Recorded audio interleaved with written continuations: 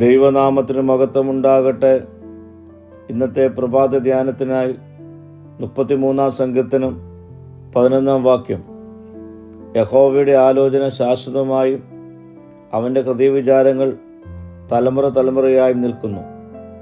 മനുഷ്യരുടെയും രാഷ്ട്രങ്ങളുടെയും ക്ഷണികമായ ആലോചനയിൽ നിന്നും വ്യത്യസ്തമായി ദൈവത്തിൻ്റെ പദ്ധതികൾ സുനിശ്ചിതമാണെന്ന് കാലക്രമേണ നിലനിൽക്കുമെന്നും ഈ വാക്യം നമ്മെ ബോധിപ്പിക്കുന്നു. ദൈവത്തിൻ്റെ അചഞ്ചലമായ പരമാധികാരത്തെയും അവൻ്റെ ഇഷ്ടപൂർത്തീകരിക്കപ്പെടുന്ന ഉറപ്പിനെയും ഇത് എടുത്തു കാണിക്കുന്നു.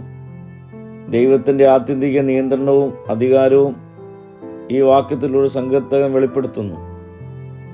മാറ്റത്തിനും പരാജയത്തിനും കൃത്രിമത്വത്തിനും വിധേയമാകുന്ന മനുഷ്യ പദ്ധതികളിൽ നിന്ന് വ്യത്യസ്തമായി ദൈവത്തിൻ്റെ പദ്ധതികൾ അചഞ്ചലവും പൂർണ്ണവുമാണെന്ന് ഈ വാക്യം വ്യക്തമാക്കുന്നു.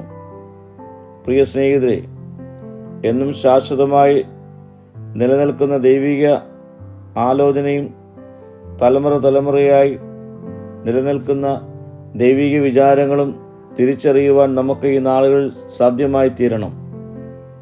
സ്വന്തം നേട്ടങ്ങൾക്ക് വേണ്ടിയുള്ള ആലോചനകളും നിരൂപണങ്ങളും നിലനിൽക്കുന്ന ലോകത്തിൽ ദൈവത്തിൻ്റെ ആലോചനകളെയും നിരൂപണങ്ങളെയും അതിൻ്റെ വ്യത്യസ്തതകളെയും തിരിച്ചറിയുവാൻ നമുക്ക് ഈ നാളുകളിൽ സാധ്യമായി തീരട്ടെ.